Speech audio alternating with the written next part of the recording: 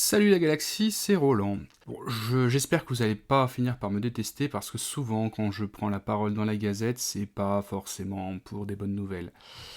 Je pense même que vous allez pouvoir bientôt m'appeler Nécroland, puisque je viens vous parler cette semaine encore d'une disparition dans le monde du cinéma qui m'a quand même touché. Je voulais pas spécialement faire de capsule là-dessus à la base, et puis ce matin, en allant faire mes courses, j'écoutais le dernier épisode de Mer Green de Planet of the Tape, dans lequel il reçoit Sir Walter Proof, et dans cette émission, ils évoquent Stand By Me de Rob Reiner. J'imagine qu'au moment où Mer Green avait enregistré son épisode, il n'avait pas encore été annoncé la mort du réalisateur Bob Reiner ainsi que de sa compagne Michelle, qui ont été retrouvés décédés à leur domicile. Les premières constatations qu'il s'agirait d'un drame familial où le fiston aurait décanillé ses parents. Bon.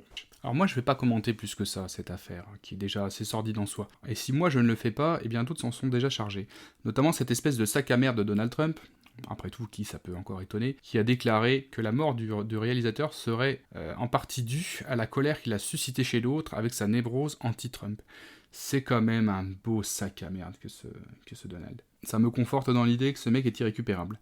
Alors, que dire sur la carrière de Rob Reiner ?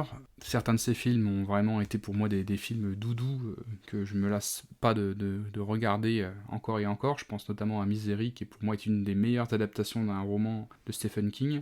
Mer Green a parlé dans son épisode de Stand By Me et de sa bande-son.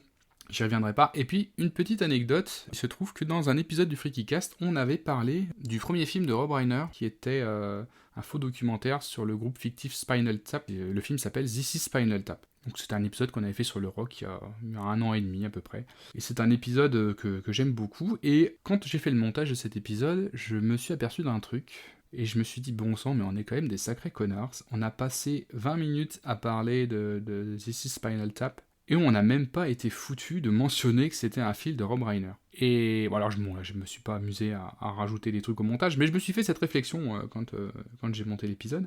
Et je me suis dit, c'est quand même dommage, quoi. On a quand même passé 20 minutes à parler de ce film, on n'a même pas été foutu de citer son réalisateur. Cette mini-chronique servira aussi à faire ce petit mea culpa.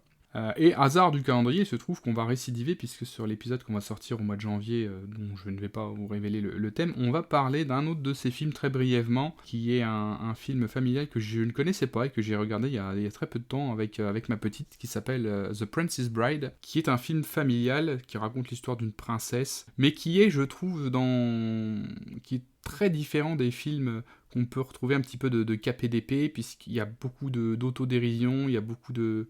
c'est un film qui se prend pas au sérieux et qui est très décalé, je trouve, dans son ton, que j'ai vraiment adoré. Et la petite aussi, d'ailleurs. Donc voilà, je vais pas en dire beaucoup plus sur Rob Reiner, juste qu'il va nous manquer et qu'il nous restera sa filmographie à jamais.